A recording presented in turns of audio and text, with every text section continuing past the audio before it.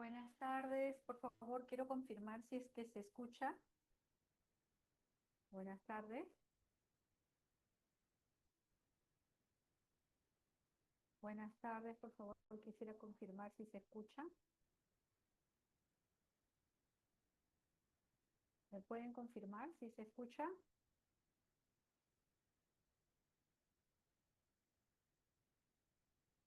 Buenas tardes.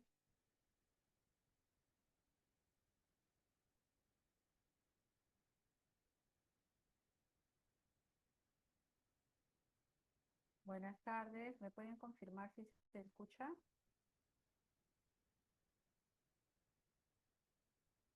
Buenas tardes.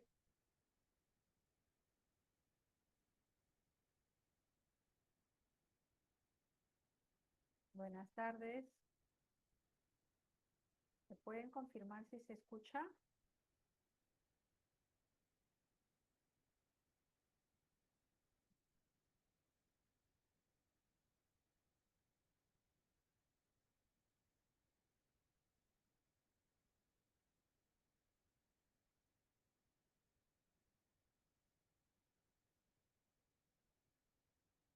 ¿Me pueden confirmar si se escucha? Buenas tardes.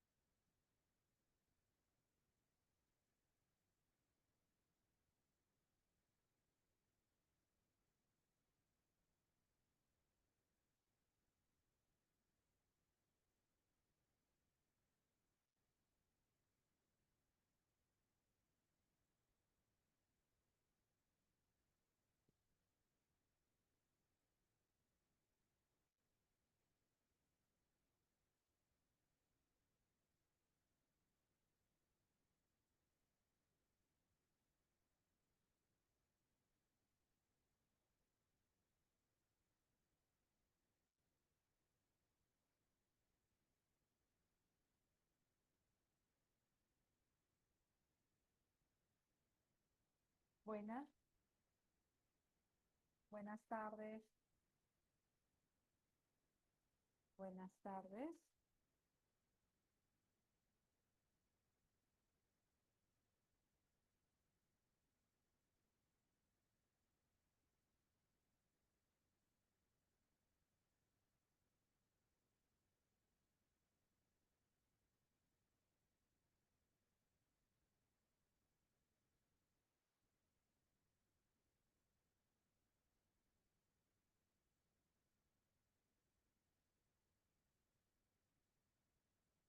buenas tardes,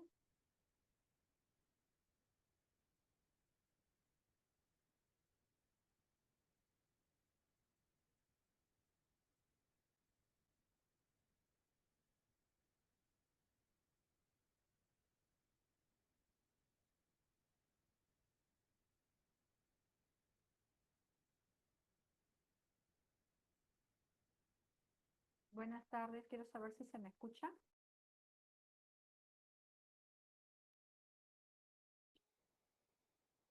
Buenas tardes. Quiero saber si se me escucha.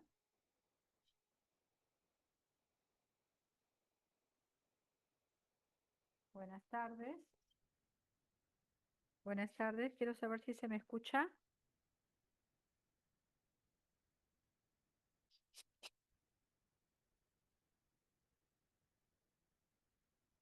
Buenas tardes. Buenas tardes. ¿Pueden confirmarme si se me escucha?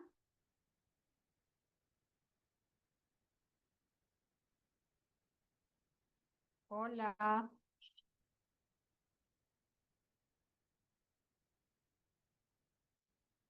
¿Aló? Hola. Buenas tardes.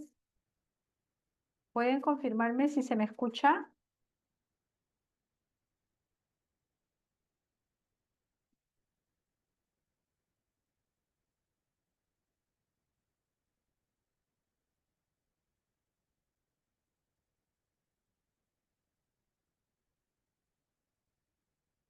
Buenas tardes. ¿Se me escucha?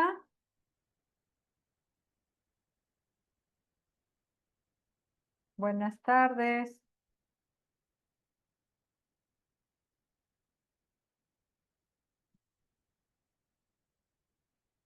Buenas tardes.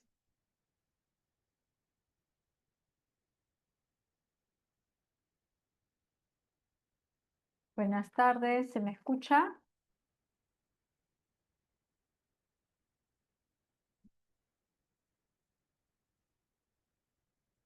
Buenas tardes.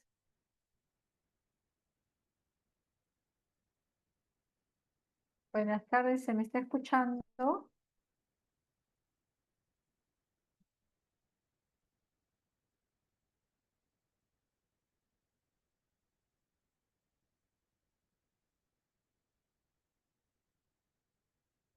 ¿Se me está escuchando? Por favor, ¿me pueden confirmar?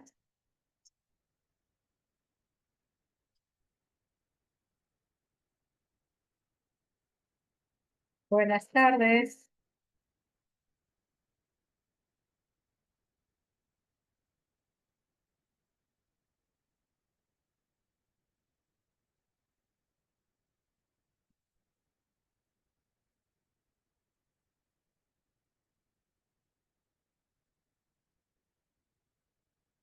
Buenas tardes. Por favor, para poder comenzar la clase.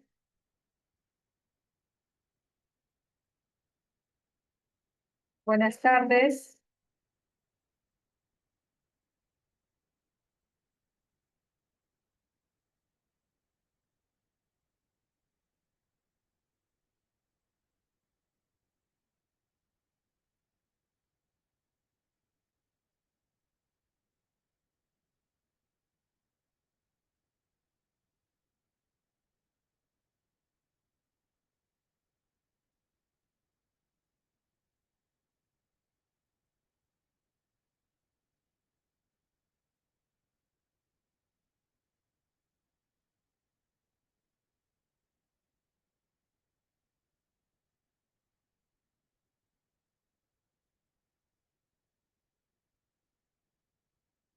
Buenas tardes.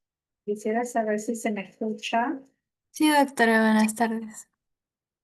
Buenas tardes, ¿qué tal? Ahora, ¿sigue escuchando o ya no? Sí, doctora, sí se escucha y también se ve la presentación.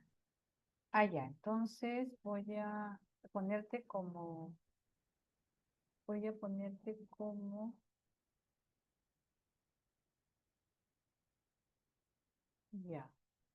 Entonces, para que puedas aceptar a las personas que quieren ingresar, ¿ya? Ya, doctora, está bien. Sí. Bueno, se comunicó a todos de que hoy día era la clase, ¿verdad? Sí, doctora, todos ya saben el horario. Listo. Entonces vamos a comenzar. A ver, ahí ya se ve en pantalla, ¿sí? ¿Se ve en pantalla la presentación? No, doctora, también se le escucha un poco bajito. A ver, ahora se me escucha bien. Sí, doctora, ahora sí, pero no se ve la presentación. ¿No se ve la presentación? A ver, vamos a ver qué ha pasado acá. Mm, ya, a ver.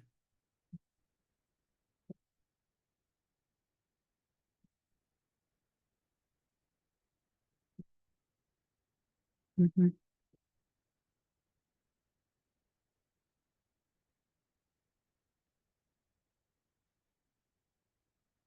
Pero ustedes ven, me están diciendo, ¿no? Que están viendo la presentación, pero yo no la veo. ¿Qué habrá pasado? Un ratito.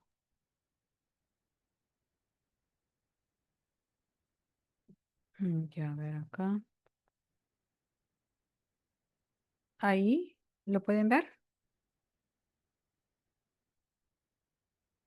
Sí, doctora, ahora sí se ve.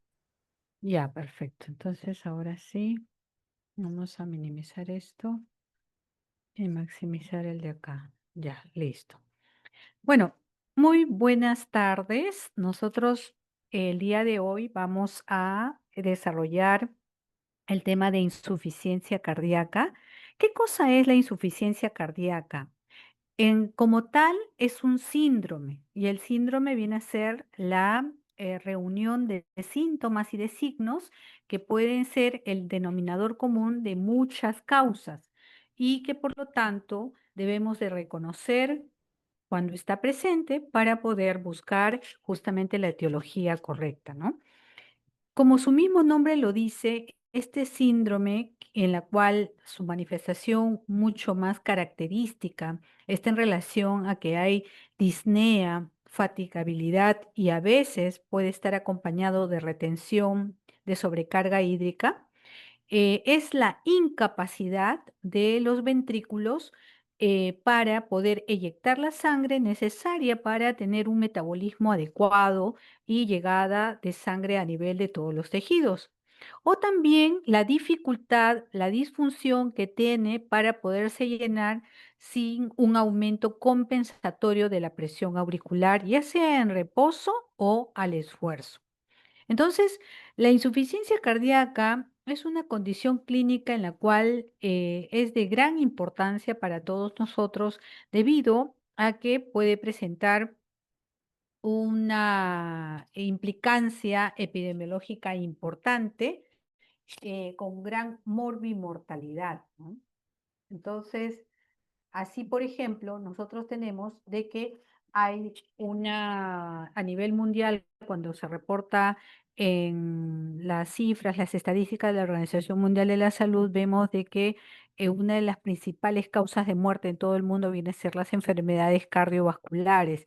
Y si vemos con el gráfico de la derecha, pues efectivamente estos cuadros de insuficiencia cardíaca de manera directa o indirecta comienzan a partir de ya la cuarta década de la vida y tienen un pico mayor entre los 65 hasta los 75, 80 años. Entonces, por lo tanto, nosotros tenemos que tener en cuenta que es de gran impacto epidemiológico. ¿Cuáles son las causas que nosotros podemos tener y que pueden llegar a este cuadro de insuficiencia cardíaca? Están en relación a enfermedades netamente tan frecuentes como puede ser la hipertensión arterial, tan graves como son las enfermedades coronarias isquémicas, tan de alguna manera tan importantes como las valvulopatías o en etapa temprana también algunas cardiopatías de tipo congénitas, miocardiopatías, arritmias cardíacas, algunas condiciones crónicas no relacionadas de manera directa o exclusiva al corazón, como por ejemplo la diabetes, el tabaquismo, el alcohol, la obesidad, la edad avanzada. ¿Ok? Que también van a contribuir en la frecuencia de la aparición de este cuadro de insuficiencia cardíaca, ¿no? ¿Y cómo responde desde el punto de vista fisiopatológico? Porque casi toda la sintomatología está en relación a entender cuál es el mecanismo por la cual está habiendo esta disfunción a nivel del corazón.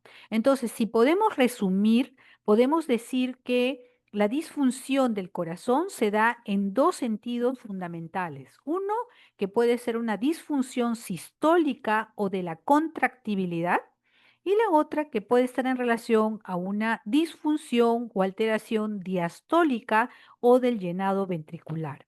Entonces, cualquier causa que pueda afectarme, cualquiera de estas dos condiciones, ya sea la parte sistólica o de contractibilidad o la parte diastólica o de llenado ventricular, entonces va a condicionar de que se afecte tanto la precarga como y o la poscarga.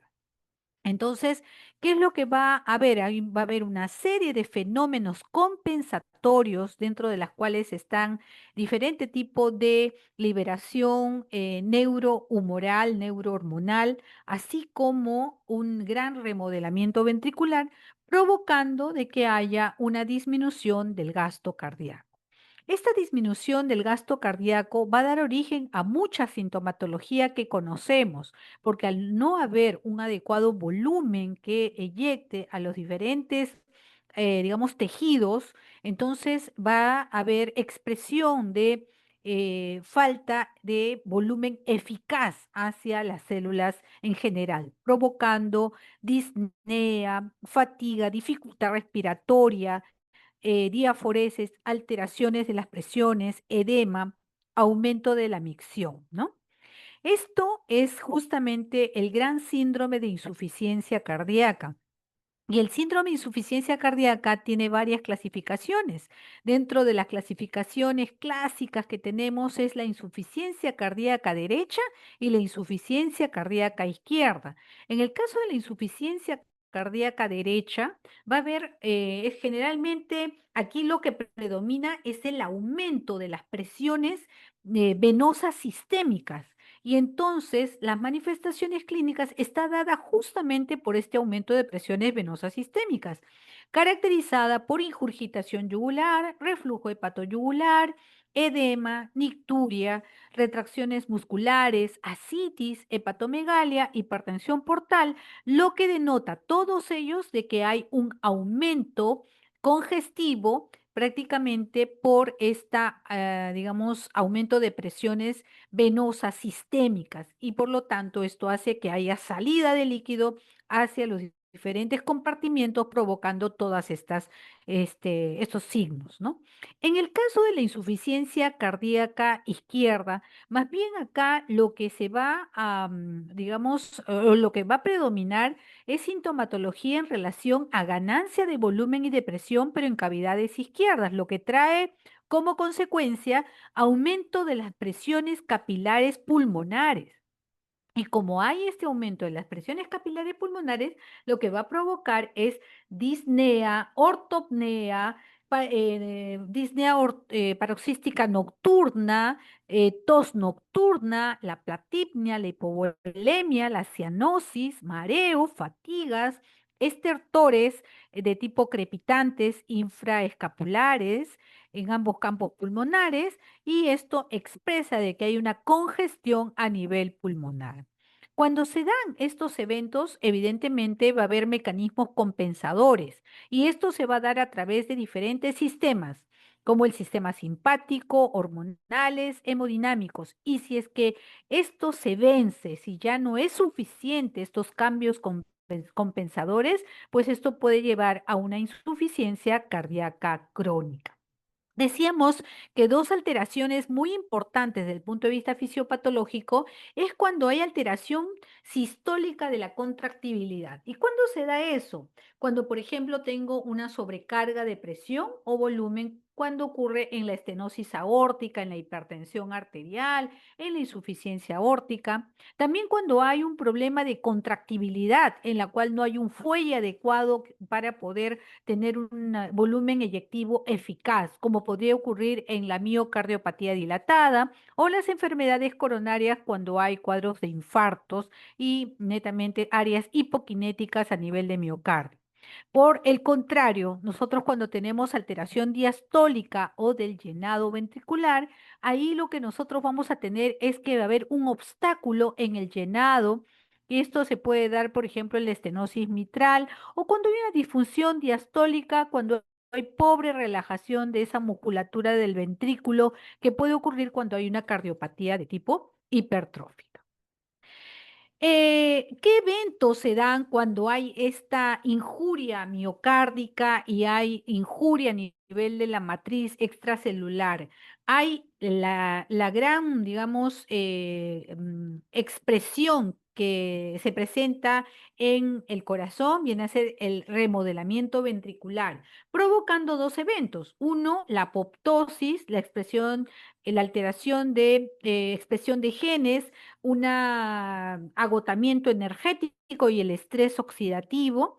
Y por otro lado, mecanismos compensatorios provocando al final desbalances neurohumoral, incremento de citoquinas, respuesta inflamatoria, alteración de la fibrinolisis y todo ello conllevando a riesgos eléctricos, ventilatorios, vasculares, musculares, renales, hematológicos y otros eventos. Entonces, la insuficiencia cardíaca no solamente es exclusividad del corazón, porque también tiene repercusión a nivel netamente sistémico, ¿no? Entonces, arranca en la parte netamente de un no mecanismo adecuado compensatorio y que lleva a una disfunción mucho más allá del corazón. Y dentro de estos mecanismos que se activan está justamente la activación neurohormonal. De allí hay las más, digamos, representativas, es la activación del sistema renina-angiotensina-aldosterona, provocando mayor retención de sodio, mayor retención de líquidos, provocando mayor vasoconstricción. Y en el caso de aumento del sistema nervioso simpático, provocando más taquicardia, más vasoconstricción de tipo periférica, liberación de arginina, vasopresina, endotelinas, la adenomedulina, sistema de péptidos natriuréticos que también se van a activar. En el caso de activación inflamatoria, pues una expresión a todo nivel en complemento, en mediadores proinflamatorios, en respuesta inmune innata, sobreexpresión de complejo mayor de histocompatibilidad que van a provocar justamente este proceso inflamatorio a nivel inducido inicialmente a nivel miocárdico. Y estrés oxidativo con exceso de especies moleculares de oxígeno reactiva, producción de moléculas tóxicas reactivas, incremento de la actividad de la santina oxidasa, aumento de ácido úrico y aumento de la liberación de la mieloperoxidasa. Pues todos estos elementos, evidentemente, a nivel de tipo laboratorio, a nivel de tipo experimental y en otras tantas a nivel de tipo clínico, de uso clínico, se pueden valorar, se pueden demostrar cuando hay este estrés hemodinámico, interviniendo justamente en la progresión de la disfunción cardíaca, ¿no? Y eso va a traer como consecuencia una insuficiencia circulatoria con deterioro de la homeostasis generalizada y disfunción endotelial. Entonces, el mecanismo que explica dentro de todos, ya vemos que no es tan, digamos, simple todo lo que se está dando internamente para que haya todos los cambios hemodinámicos en la insuficiencia cardíaca, pero uno de los grandes mecanismos es justamente la activación del sistema renina, angiotensina, aldosterona, provocando a nivel renal la retención de más sodio, más líquido que el corazón no puede manejar. Y efectivamente, al final vamos a tener como consecuencia mayor daño inflamatorio, mayor estrés oxidativo, mayor remodelado patológico, mayor sobrecarga y adaptación hemodinámica, mayor congestión sistémica y también pulmonar y mayor activación del sistema neurohormonal y péptidos natriuréticos.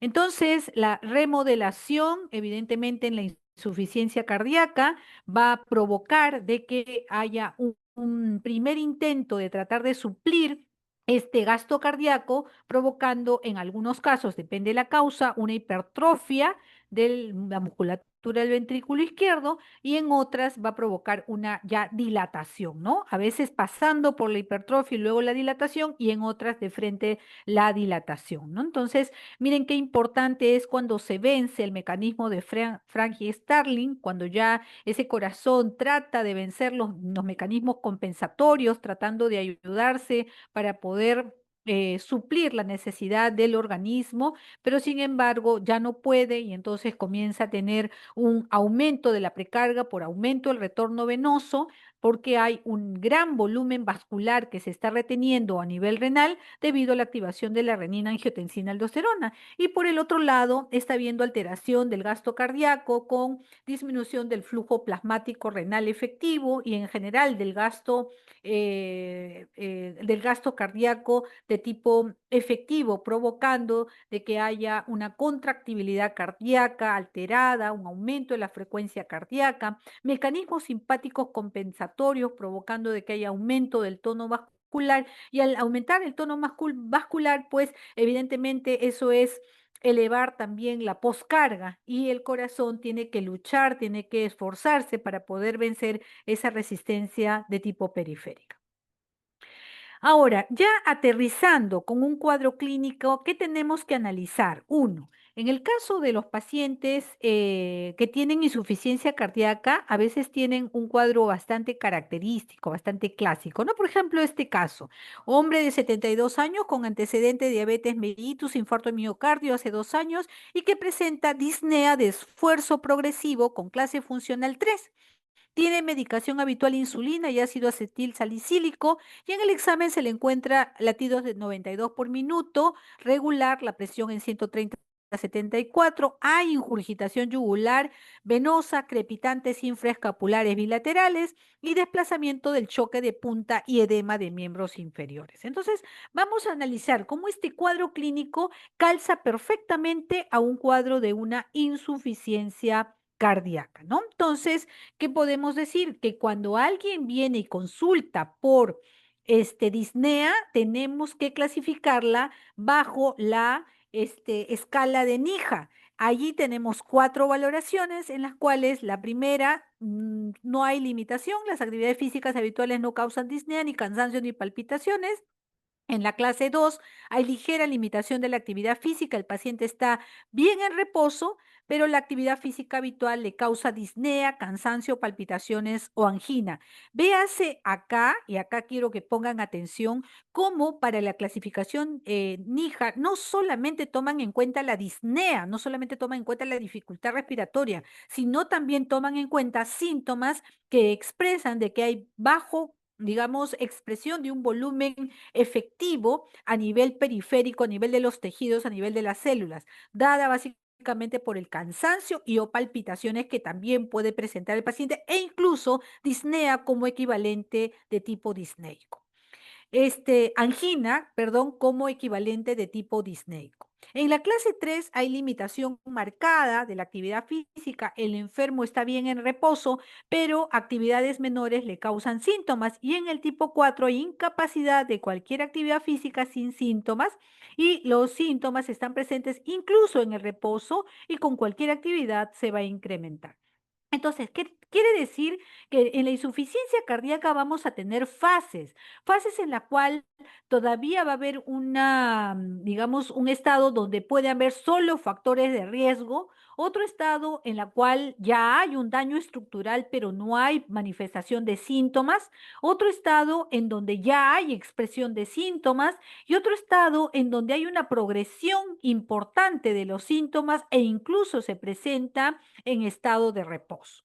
Entonces, para ello es importante, acá no pretendo de que pueda leer toditita digamos, las diferentes clasificaciones que existen, tanto la canadiense o como la escala de actividad específica de las sociedades europeas y también la americana, que es la NIJA, porque evidentemente ustedes la pueden leer perfectamente. Sin embargo, acá lo que quiero remarcar es que hay que cuantificar, no solamente decir a leves esfuerzos, a medianos esfuerzos, a grandes esfuerzos, al reposo, a mínimos esfuerzos, no, sino que para eso existen estas clasificaciones, para que ustedes semiológicamente puedan hacer una equivalencia de cuánto le estamos llamando de la actividad física para que podamos expresar a través de la clasificación y la clase, decir cuánto se está cansando, agitando, faltando el aire o teniendo un equivalente como lo habíamos mencionado anteriormente, ¿no? Entonces, por ejemplo, para la sociedad canadiense, ellos lo consideran como cuadras, ¿no? Entonces, decimos que cuando es más de 2 cuadras es clase 2, cuando es de 1 a 2 cuadras es clase 3 y cuando está el reposo es clase 4, ¿no? Pero también hay equivalencias con respecto a subir o bajar las escaleras. En el caso de la comparación justamente que hace la Fundación del Colegio Americano de Cardiología con respecto a la Asociación Estadounidense del Corazón, aquí habla de etapas, ¿no? Esta etapa era lo que nosotros comentábamos, es decir, paciente en un estadio A. ¿Quién es estadio A? Aquel que tiene alto riesgo de tener insuficiencia cardíaca, pero que no tiene ninguna alteración estructural ni síntomas de insuficiencia cardíaca.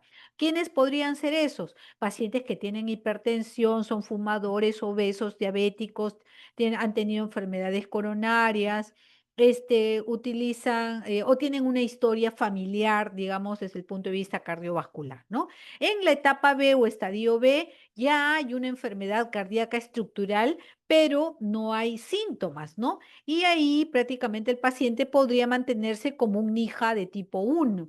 Acá ya el paciente puede ir progresivamente teniendo daño estructural porque ha tenido un infarto agudo de miocardio, porque tiene una enfermedad valvular, porque ya tiene una hipertensión que ha provocado una hipertrofia ventricular de izquierda, entonces podría ser en estos casos. En la etapa C o estadio C, acá ya hay una enfermedad estructural, o sea, hay una afección estructural del corazón, pero también hay síntomas que el paciente comienza a manifestar. Entonces, ahí ya nosotros nos valemos de la clasificación funcional NIJA para poder expresar la severidad de esta sintomatología. Y en el caso estadio D, aquí ya prácticamente el paciente está con una insuficiencia cardíaca refractaria que requiere intervenciones especiales y que acá el paciente pues no puede mantenerse sin tener ningún tipo de sintomatología, incluso en el reposo, ¿no? También podemos decir de que las insuficiencias cardíacas pueden ser de tipo aguda y de tipo crónica. De tipo aguda, cuando hay una disnea cardiogénica de galopante, de instalación rápida y en la cual hay una congestión pulmonar importante. Mientras que la insuficiencia cardíaca crónica puede ser más una disnea progresiva, un poco más digamos, que se da en el tiempo y que puede haber fatiga que se asocia muchas veces en las crónicas y que puede estar ambas asociadas o no a edema. Otra forma de clasificar es la insuficiencia cardíaca de tipo diastólico y de tipo sistólico. En el caso de tipo diastólico, viene a ser justamente esta imposibilidad que tiene de poderse relajar esa musculatura ventricular, mientras que la disfunción sistólica es la incapacidad de poder eyectar adecuadamente del ventrículo. Entonces, hay algunas diferencias que podemos tener en cuenta en cuanto a la edad. Es un poquito mucho más en mayores en la diastólica, en cambio, en la sistólica está entre 50 y 70 años. Es mucho más frecuente en el sexo femenino en la diastólica y es más frecuente en hombres en la sistólica.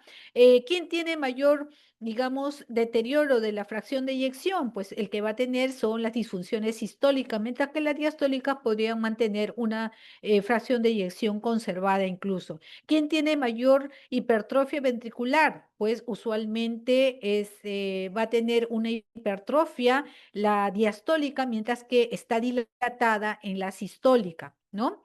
En el caso del cuarto ruido se encuentra mucho más frecuente en la diastólica, mientras que el tercer ruido se encuentra mucho más en la sistólica. Y en cuanto a las causas, pues tenemos que las causas de disfunción diastólica frecuentemente son por hipertensión arterial, obesidad y diabetes mellitus, mientras que una de las causas principales de disfunción sistólica están en relación a la cardiopatía coronaria isquemia o eventos de infarto de miocardio, ¿no? Y en cuanto a quién tiene fibrilación auricular, la diastólica suele tener una fibrilación auricular paroxística, mientras que la disfunción sistólica suelen tener una fibrilación auricular de tipo persistente, ¿no? Entonces, esto que ustedes estudian, esto no tiene, digamos, digamos, no es por las puras. La parte de semiología nunca será por las puras, al contrario, es el gran pilar, es la gran base que me va a ayudar muchísimo, incluso en las aplicaciones clínicas, cuando ustedes ya vean a las enfermedades como tal más adelante. Y una muestra de ello es lo que, por ejemplo, se ve en este cuadro, que son clasificaciones en las cuales se basan de los síntomas y de los signos presentes en un paciente para poder, digamos, clasificarlos, ver qué expresión tienen y qué hallazgos tienen con respecto a algunos biomarcadores, hallazgos radiográficos y el tipo de intervenciones que pueden tener, ¿no? Entonces vemos que la disnea paroxística nocturna, la fatiga y las alteraciones del peso, así como el edema periférico, son síntomas y signos de baja especificidad, pero de alta sensibilidad, mientras que la ortopnea, perdón, en el otro caso es la disnea progresiva, ¿ya? En el otro extremo, como la ortopnea y la disnea paroxística nocturna, ¿ok? Como el tercer soplo, el pulso alternante y el desplazamiento, el choque de punta, tienen más bien una alta especificidad y una baja sensibilidad.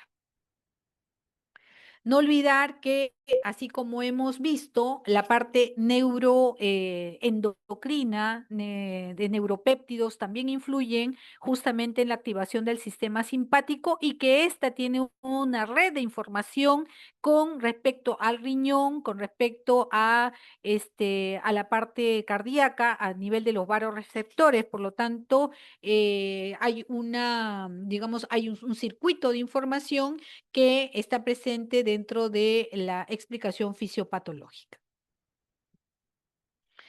En el caso de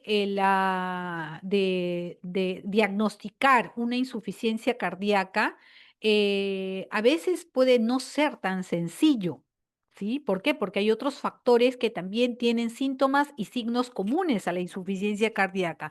Por eso que Framingham diseñó criterios para poder diagnosticar y en las cuales, para hacer el diagnóstico de insuficiencia cardíaca, dio como requisito que tenía que haber dos criterios mayores o un criterio mayor con dos menores. Entonces, ¿cuáles son estos? Los criterios mayores son la disnea paroxística nocturna o ortopnea, cuando hay ingurgitación yugular, cuando hay estertores pulmonares, preferiblemente crepitantes pulmonares, cuando hay tercer ruido, cuando hay cardiomegalia que se puede expresar clínicamente o a través de una radiografía de tórax, cuando hay congestión pulmonar dada por el edema agudo de pulmón, cuando hay reflujo hepatoyugular o cuando hay una disminución de peso tras la intervención de tratamiento diurético para insuficiencia cardíaca. Entonces, esos son criterios mayores. En el caso de criterios menores, pues evidentemente como van a darse cuenta todos estos síntomas y signos,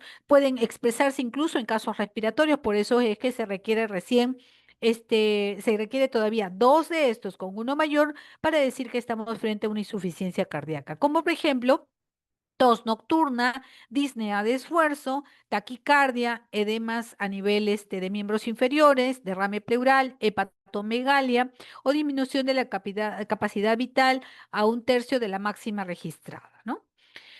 Eh, la insuficiencia cardíaca puede ser enfocada de la manera como, digamos, qué clasificación queremos utilizar, ¿no? Entonces, queremos utilizar una clasificación en base al mecanismo fisiopatológico, es decir, disfunción sistólica, diastólica, en base al mayor compromiso de síntomas y signos de cavidades derechas o de cavidades izquierdas.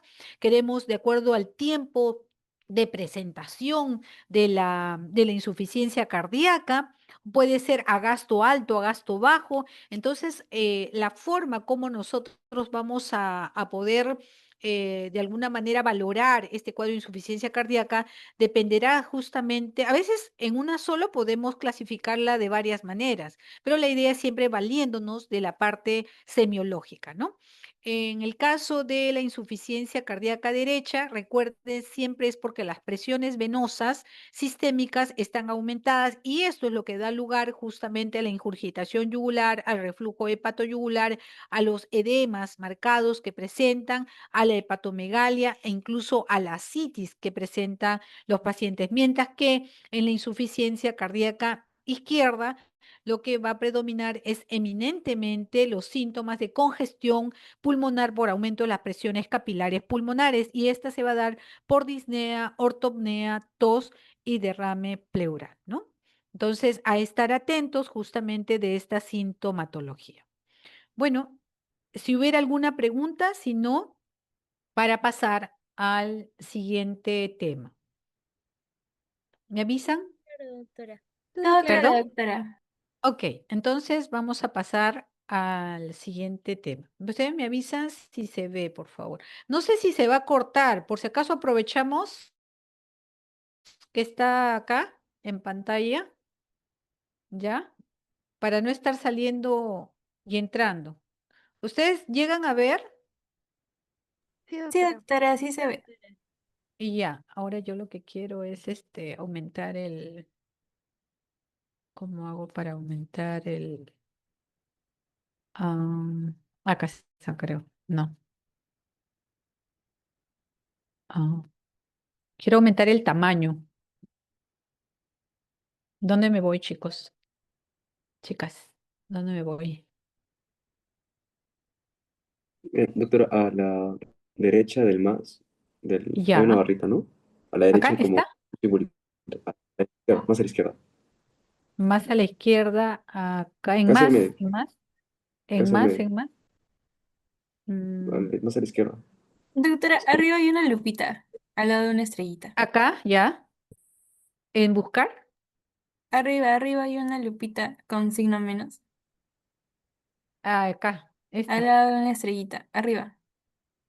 arriba una estrellita. Mm, a ver, vamos a ver, arriba, arriba, arriba, arriba, en la barra de arriba, esta barra de arriba. Donde sale el nombre del archivo, hay una barrita. Donde sale su usuario. Ah, ya, ok, ya, listo, ya, ahora sí, gracias. Listo. Bueno, el siguiente tema también es un síndrome muy interesante. Acá nosotros lo que vamos a ver prácticamente es que estos síndromes pueden confluir en una sola persona, imagínense. O sea, no es que sean excluyentes. Sin embargo, lo más común es que lo veamos de manera separada, ¿no? Ahora, ¿qué es lo que tenemos que considerar acá? Tenemos que considerar que los síndromes pericárdicos es una de las partes de las afecciones que tienen el corazón. Cuando nosotros vamos a investigar a través de los síntomas y de los signos, vamos a saber dónde está el problema, en el endocardio, en el miocardio o el pericardio. Pues el pericardio también se enferma. Y entonces, ¿y de qué se trata el pericardio? Como ustedes saben, es una membrana muy importante que nos permite a nosotros poder digamos, protegernos y tiene una serie de funciones que vamos a revisarlas. Por ejemplo, tiene funciones sobre las cavidades cardíacas, pero también sobre todo el corazón, ¿no? En el caso de las cavidades cardíacas, lo que va a hacer es limitar la distensión cardíaca a corto plazo, va a facilitar el acoplamiento y la interacción entre las cavidades, mantener la relación de la presión, volumen y el gasto cardíaco de las cavidades y mantener la geometría del ventrículo, ¿no? Esto, y a nivel del corazón, ¿qué es lo que hace? Pues permite la lubricación, permite el equilibrio de las fuerzas gravitacionales e hidrostáticas, tiene un rol inmunológico, vasomotor y fibrinolítico. Entonces, esa membrana que recubre básicamente casi todo el corazón con las partes más proximales de los vasos, entonces estamos hablando de que tiene vida propia, ¿no? Y que el espacio realmente que hay entre la membrana pericárdica pegada al corazón y la parietal propiamente dicho, en realidad es un espacio virtual que debería conservar solamente una mínima cantidad de líquido que le permita tener esta compliance de elasticidad y lubricación. Sin embargo, esto no ocurre en diferentes síndromes. ¿Cuáles son los síndromes principales que nosotros tenemos? Tenemos el síndrome de derrame pericárdico, el síndrome de pericarditis aguda, de taponamiento cardíaco y de pericarditis constrictiva. Entonces, ¿qué cosa es la pericarditis aguda? ¿Cómo se da? ¿Cuál es la fisiopatología? En realidad, la pericarditis aguda viene a ser la inflamación aguda de la serosa pericárdica. Y esta puede darse con exudado o sin exudado, o con trasudado o sin trasudado. Es decir, con presencia de líquido o sin presencia de líquido. Pero el solo hecho que haya el proceso inflamatorio ya de por sí es la fisiopatología de la pericarditis aguda. Y en la cual algo que caracteriza son tres cosas. Uno, el dolor torácico, el frote pericárdico y el componente del digamos, febril o de malestar que me dice que esto tiene una naturaleza generalmente infecciosa. Entonces, estos cuadros netamente pueden tener muchas causas en relación a haber originado este proceso inflamatorio y dentro de las cuales las que rescatamos principalmente son los procesos infecciosos de tipo viral, ¿no? Porque estas pericarditis agudas se comportan a veces tras un proceso viral 10 a 15 días antes en las cuales el paciente, un 30% de los pacientes que tienen estos cuadros, tienen previamente un cuadro infeccioso de tipo respiratorio, muchas veces viral, y que luego ya comienzan a tener las manifestaciones de pericarditis aguda. ¿Quiénes son los virus involucrados? El coxsackievirus, el hechovirus, la influenza, el adenovirus, pero también hay otras causas, como por ejemplo causas de tipo autoinmune, cuando hay enfermedades reumáticas o alguna colagenopatía, neoplasias como tumores metastásicos, por ejemplo, por radiación, luego de radioterapias de tipo del tórax superior, urémicas cuando hay una insuficiencia renal, una enfermedad renal crónica, purulentas bacterianas por una infección a gérmenes comunes, luego de una cardiectomía por algún tipo de una intervención quirúrgica puede hacer pericarditis aguda, también puede ser tóxica medicamentosa por ingesta de algunos medicamentos como el minoxidil. Entonces, otras, un infarto de miocardio, también puede haber un proceso inflamatorio del pericardio, ¿no? Entonces, aquí lo característico es el dolor torácico, el frote pericárdico. Esto puede haber cambios electrocardiográficos típicos, puede estar acompañado o no de derrame pericárdico. En el caso de ya una evaluación más clínica, se necesita la radiografía de tórax, el ecocardio para poder demostrar si hay o no derrame. Y evidentemente la gran mayoría son de tipo viral y como no podemos demostrar muchas veces el agente por el tipo de metodología que se requiere, entonces asumimos de que un 90% son de tipo viral o también algunas veces lo llaman idiopática porque no lo podemos demostrar, ¿no? Entonces, también saber de que estos cuadros pueden tener un comportamiento de recurrencia, es decir, tras un periodo de 2 a 4 semanas, vuelven a tener otro periodo de pericarditis aguda, ¿no? El síntoma cardinal importante de la pericarditis aguda viene a ser el dolor torácico. ¿Y cuáles son estas características? ¿Qué tiene, cómo es ese dolor torácico? Pues el dolor torácico se da en un 60% de los casos, es de tipo opresivo, es como una sensación de peso a nivel retroesternal, es intenso y de rápida instauración y que generalmente lo ubica en la parte retroesternal o baja del esternón, también un poco más alejado, un poco menos frecuente en la región precordial. Se irradia a toda la cara anterior del tórax, ¿sí? Eso es importante porque evidentemente a veces puede confundir como si fuera un infarto agudo de miocardio, pero acá lo característico es que tiene un comportamiento de tipo pleurítico, es decir, que aumenta con el movimiento respiratorio, con la inspiración profunda, en posición de cúbito dorsal también aumenta y con la tos también aumenta. Y para aliviar el dolor, el paciente lo que tiene que hacer es incorporar su cuerpo hacia adelante en la posición genupectoral o en decúbito ventral para poder calmar el roce que está viendo del proceso inflamatorio en la zona de la serosa pericárdica, ¿no? Ahora, puede estar acompañado no de derrame pericárdico, pero generalmente cuando ya se instala el derrame pericárdico, el paciente le deja de doler, ¿no? Entonces, estos dolores, si bien es cierto, pueden comenzar desde mínimos disconfortes, pero luego se hace mucho más intenso, que es lo que predomina, e insoportable, lo que predomina todo, digamos, el tiempo que dura el proceso inflamatorio. El dolor, como hemos estado revisando, pues el paciente tiende a tener un dolor que va a calmarlo con la posición del cuerpo hacia adelante, ¿sí? Puede ser de duración muy prolongada e incluso por eso que el principal diagnóstico diferencial hay que hacerlo con el infarto de miocardio. Sin embargo, a diferencia del miocardio que puede durar 30 minutos, 20 minutos, en el caso de la pericarditis puede durar horas o incluso días, ¿no?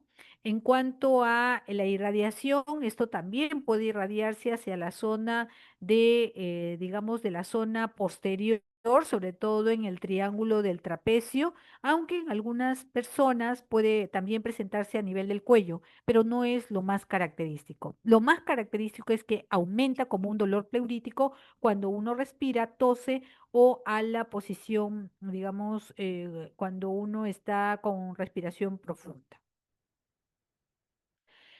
Eh, en cuanto a al tema de que estos eventos también se pueden acompañar de un sonido. Este sonido viene a ser el frote pericárdico. El frote pericárdico, cuando se encuentra, es un signo patognomónico que estamos en una pericarditis aguda y que generalmente digamos, estos cuadros de frote pericárdico es un ruido rudo que parece como si fuera un frote de cuero nuevo, puede tener componente sistodiastólico, ¿sí? Y suele desaparecer cuando ya se instala el derrame pericárdico, ¿no? Entonces, es conocido muchas veces para los autores de semiología como si fuera un ruido trifásico, es decir, tiene tres componentes. Uno que es durante la sístole auricular, perdón, la sístole ventricular y durante la diástole. La duración es variable, puede ser de minutos dentro del mismo día o solo ocultarse en determinadas posiciones. Ustedes no deben de perder la esperanza de encontrar el frote pericárdico, porque a veces puede ser audible en una posición determinada o en un momento determinado y luego desaparecer. Entonces, por lo tanto, cada día ustedes intentan otra vez en la búsqueda del frote pericárdico. Como les digo, cuando está presente es casi patognomónico que está frente a un cuadro de pericarditis aguda. Entonces, recordar que este sonido, este ruido es inconstante, incluso de un día a otro, y que por eso las auscultaciones tienen que ser con cierta frecuencia. ¿Y por qué se da? Porque hay un rozamiento de las dos capas del pericardio y que estas, digamos, cuando se utiliza la membrana del estetoscopio con el cuerpo hacia adelante, entonces en la zona paraesternal izquierda, en el lápiz y mesogastrio, pues aparece este roce audible, ¿no? Ahora, una vez que se instala el derrame pericárdico, muchas veces ya desaparece este ruido. Es muy importante también saber de que el roce en algunas ocasiones puede encontrarse mucho mejor cuando inspira el paciente, entonces a tomarlo en cuenta dentro de la auscultación. Tiene que haber el tercer componente, que es el equivalente inflamatorio, y eso puede ser y o no necesariamente la fiebre, pero si hay malestar general, hiporexia, hay componentes inflamatorios en la sangre con un hemograma, con una proteína C reactiva, entonces podemos decir que sí está presente el componente inflamatorio y por lo tanto tendríamos la triada. No siempre se da, pero podemos tener digamos, un acercamiento con dos de ellos. El siguiente síndrome viene a ser el derrame pericárdico, ¿no? En el caso del derrame pericárdico, ¿qué es lo que ocurre? Acá lo que va a haber es ya ocurre el acúmulo de líquido en la cavidad pericárdica, provocando un aumento de la presión intrapericárdica. Y esto va a provocar una dificultad en el llenado ventricular, sobre todo del lado derecho. ¿Qué va a pasar? Va a aumentar la presión venosa y va a caer la presión arterial. De esa manera, también cae la presión capilar pulmonar. Entonces, normalmente decíamos de que dentro de la cavidad pericárdica tiene que haber un cierto líquido que le permita la lubricación dentro del espacio pericárdico, ¿no es cierto? Y eso está entre 15 a 50 mililitros. Pero cuando hay un desbalance entre la fuerza que elimina el líquido y la fuerza que forma el líquido, entonces comienza a acumularse el líquido pericárdico, ¿no? Entonces, ¿cuáles serán fisiopatológicamente las causas que van a provocar esta presencia de líquido? Es cuando disminuye la presión oncótica, cuando aumenta la presión hidrostática, y ahí para eso habrá netamente un líquido de tipo trasudado, pero también otra causa es cuando aumenta la permeabilidad capilar y cuando disminuye el drenaje linfático. Ahí ya tendremos un exudado. Entonces, este líquido que nosotros vamos a mantener entre 15 y 50 fisiológicamente está dada por un equilibrio entre la presión intracavitaria, entre la presión intramural y entre la presión intrapericárdica. Pero cuando se rompe justamente esta, entonces aparece el derrame pericárdico y para ello hay que estudiar ese líquido, haciendo un acercamiento a si es trasudado o si es exudado, porque de esa manera me voy a explicar la fisiopatología y las posibilidades de las causas, ¿no? ¿Qué causas podemos tener en el caso del derrame pericárdico? Pues en el caso del derrame pericárdico podemos tener causas que pueden ser idiopáticas, ¿ok? Virales, que son las menos frecuentes, porque la mayoría de las veces ya hay un cierto tiempo que se instala el derrame pericárdico. Generalmente podríamos decir de que podría devenir de una pericarditis viral, es cierto, aunque la pericarditis viral a veces puede acompañarse sin derrame pericárdico, pero las que sí puedan, digamos, dar mayor frecuencia en la parte clínica es cuando es secundaria a tuberculosis, a una neoplasia, a radiaciones o cuando hay una pericarditis de tipo purulenta o enfermedades reumatológicas autoinmunes o por vasculitis o por compresión extrínseca de estructuras vecinas que están teniendo algún problema y que por irritación también están provocando este proceso de aumento de la permeabilidad capilar. También en las pericarditis asociados a enfermedades metabólicas como por ejemplo la enfermedad renal crónica y por supuesto, como dije anteriormente, las neoplasias, ¿no? Entonces, ¿de qué va a depender los síntomas y los signos que nos va a expresar el paciente? Va a depender de la velocidad de instalación del derrame, va a depender del volumen del derrame, de la causa del derrame y de los síntomas acompañantes justamente a esta y de los signos de compresión, porque como sabemos, el corazón está dentro del mediastino. Entonces, si nosotros tenemos que aumente el líquido dentro de la cavidad pericárdica, lo que va a provocar es que esta proyección, esta expansión de que va a haber del pericardio, porque está creciendo a expensas del líquido que está contenido dentro del espacio intrapericárdico, va a provocar que haya una compresión extrínseca, un apoyo, un acercamiento, una irritación a nivel de las estructuras vecinas provocando síntomas como tos, ronquera, hipotaquimia y disfagia, ¿no? ¿Qué va a haber en el caso del examen físico? Pues aumento del área de la matidez cardíaca, imposibilidad de palpar el latido de la punta, auscultación apagada o inaudible de los tonos cardíacos y signo de Ewart en la cual se prácticamente se desaparece la sonoridad pulmonar producto de que aumenta el derrame pericárdico, ¿no? Entonces, no se olviden que cuanto más aumenta la distancia, el espacio en el derrame pericárdico, justamente producto por el volumen, más apagados serán los ruidos cardíacos. ¿Y por qué ocurre esta sintomatología del hipo, la disfagia? ¿Por qué ocurre esto? Por lo que estábamos hablando.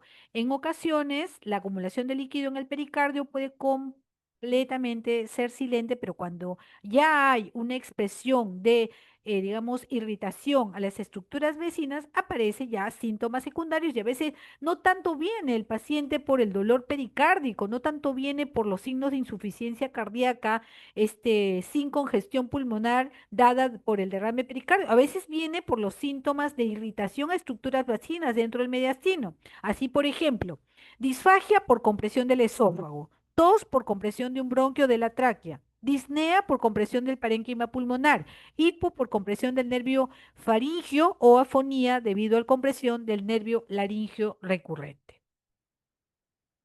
El tercer cuadro viene a ser el de taponamiento cardíaco. Entonces, un derrame pericárdico que no tenga los mecanismos compensatorios adecuados, entonces va a terminar en una mala respuesta frente al estrés, provocando de que haya taponamiento cardíaco. Como sabemos, el pericardio contribuye oponiéndose a la distensión ventricular. Entonces, a mayor resistencia, mayor derrame, pues va a haber mucha menor distensibilidad ventricular. La relación presión-volumen del corazón con pericardio representa la suma de la distensibilidad del pericardio junto con la del propio miocardio, la cual se rompe cuando hay un derrame pericárdico galopante, masivo o de instalación rápida. La relación entre la presión transmural y las presiones intracavitarias e intrapericárdicas también se rompe y así como la interferencia o interdependencia diastólica ventricular. ¿Qué es lo que va a caracterizar?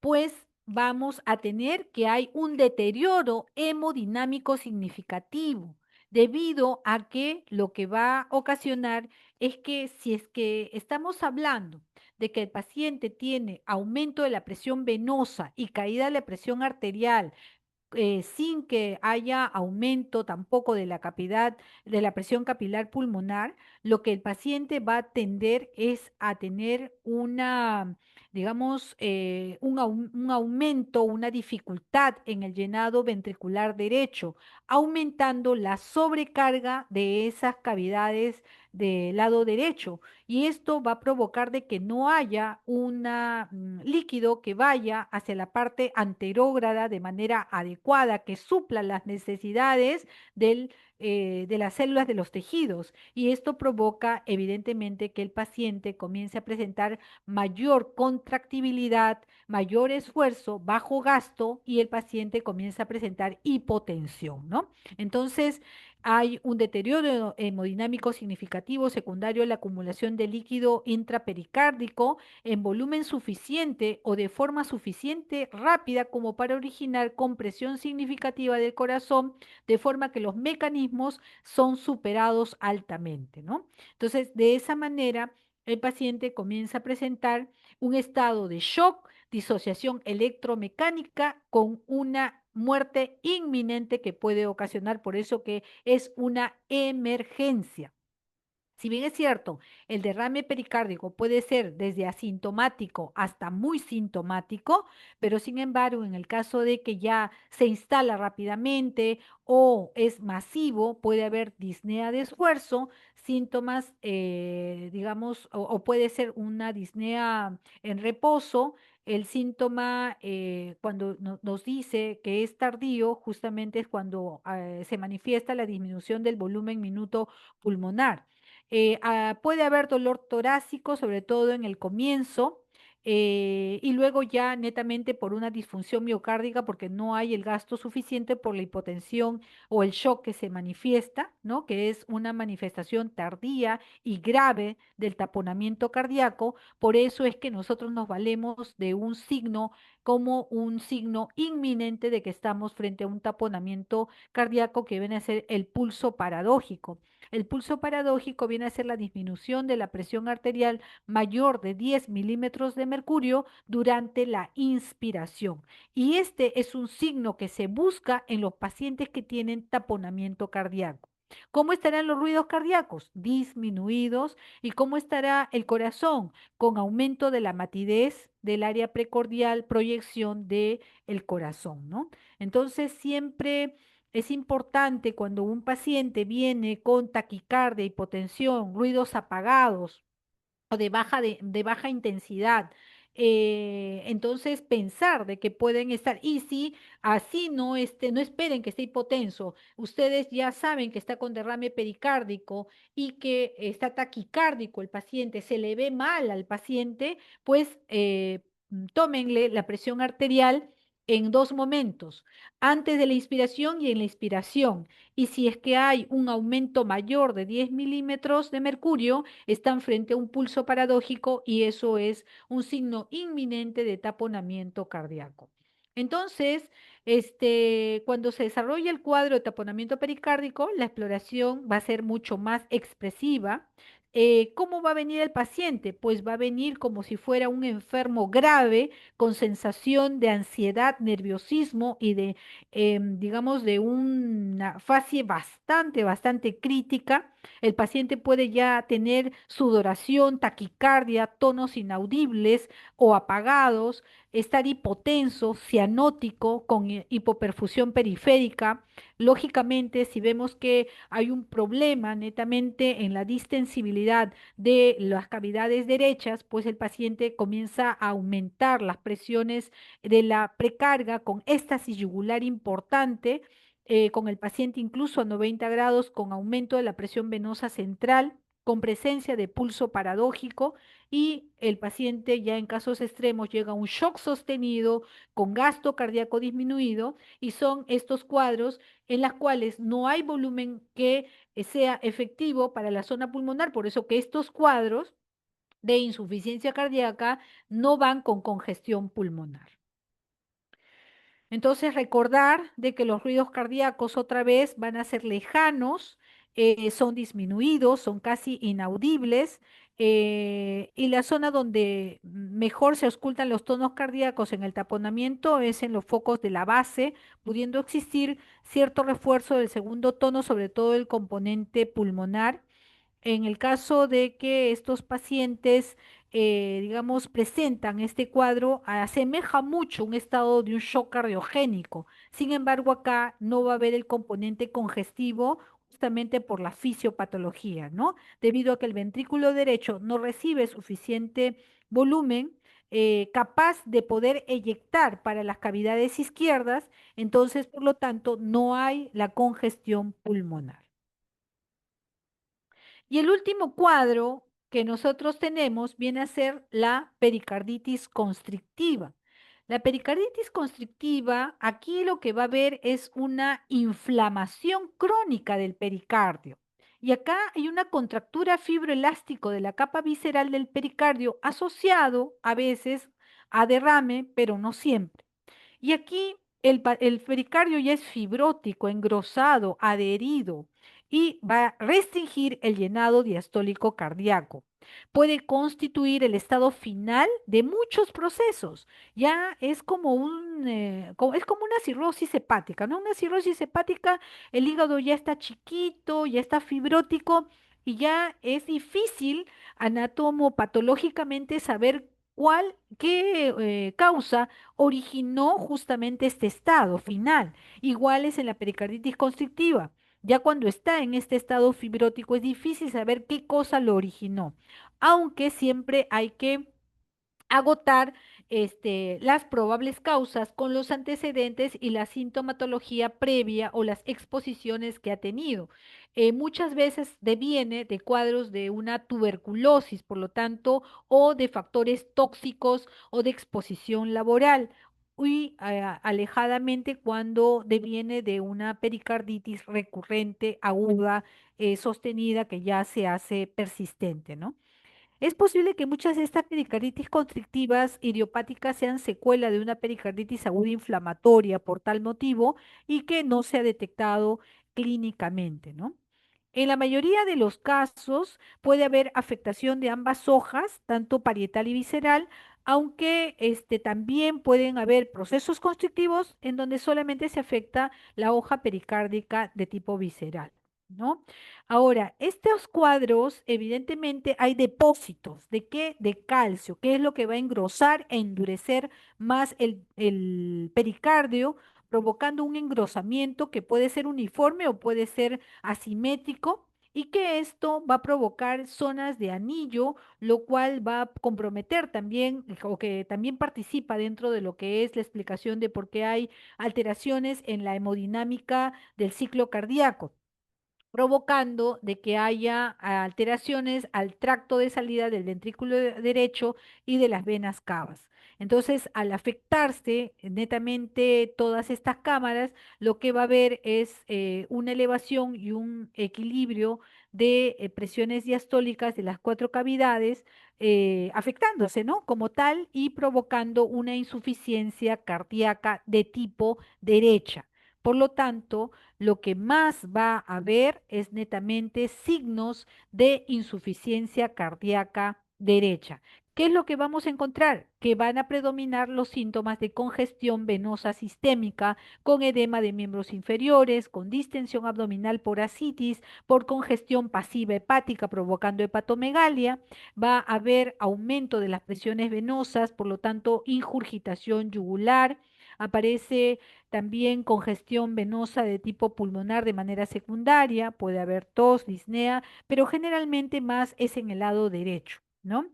Hay derrame pleural y y en muchos casos de estos pacientes tienen reflujo hepatoyugular. Este aumento de la presión venosa pulmonar, muy característico, da el signo que también es muy patognomónico de la pericarditis constrictiva, es el signo de Kussmaul, y que consiste en un aumento inspiratorio de la presión venosa de tipo sistémica, ¿no? El pulso paradójico se puede encontrar, pero no es tan frecuente como el taponamiento cardíaco, ¿no? Es mucho más frecuente encontrar acá el signo de Kussmaul. Y en el caso de la ocultación, hay un ruido diastólico pericárdico o un chasquido pericárdico debido justamente a este engrosamiento que hay de las zonas pericárdicas engrosadas, fibróticas, con un segundo ruido también audible, rudo, y esto debido a que corresponde al súbito cesado del llenado ventricular por el pericardio que no está distensible debido a que está rígido, ¿no? Las causas entonces devienen de causas de pericarditis aguda, también procesos de tipo infeccioso tuberculoso, por neoplasias. Hay que siempre buscar cuadros de enfermedad metabólica por enfermedad renal crónica, digamos, de larga data, con cuadros de pericarditis con derrame pericárdico de larga data, que también pueden estar, exposiciones laborales, que también pueden estar presentes, ¿no? Entonces, esos son los signos que nosotros deberíamos de buscar en los cuadros de pericarditis aguda.